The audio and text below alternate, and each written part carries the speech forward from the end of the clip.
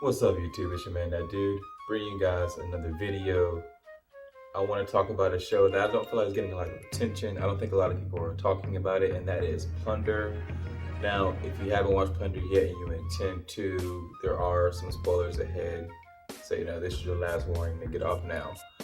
But yeah, I haven't seen a lot of people talking about Plunderer.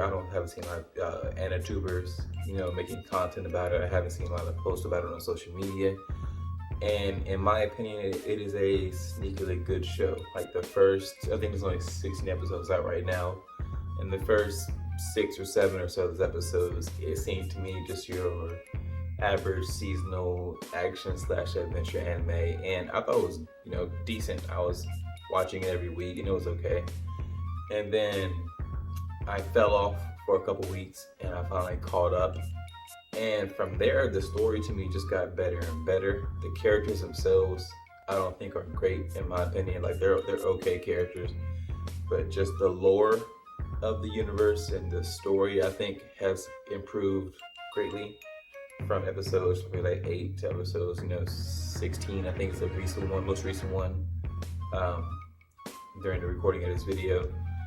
And the story is actually pretty wild in my opinion. So you have originally what I thought was just your regular action adventure anime set in a period where technology is like horse-drawn carts, swords, shields, spears, that kind of stuff. Those anime pop up all the time. But I want to say it was episode 8 or so where I want to go into like major plot lines, but and again, spoiler ahead. So, they're in a town, they're fighting and everything, and they're waiting for a monster to show up, and they keep calling it a demon or something like that. And then when it pops up out of this hole, it's a freaking helicopter. It is a helicopter that starts mowing down like people in this village. And when I watched that episode, for a second I thought I had looked away and maybe clicked on some other anime and didn't know what was going on. And all of a sudden this helicopter pops up and just killing people.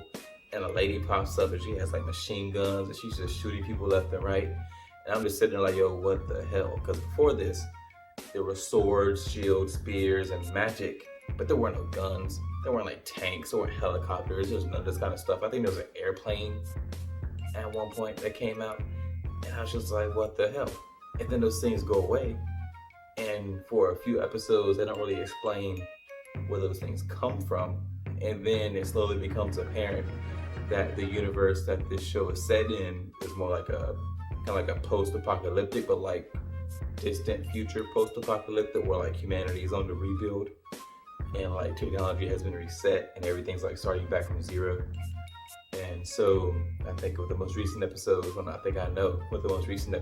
that it's like a time travel thing. They're going back in time. They're going to see some how the planet got to the point where it is.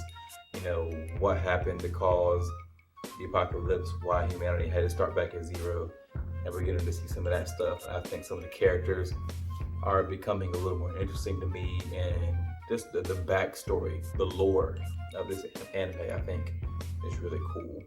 It's become, right of the anime currently airing right now, outside of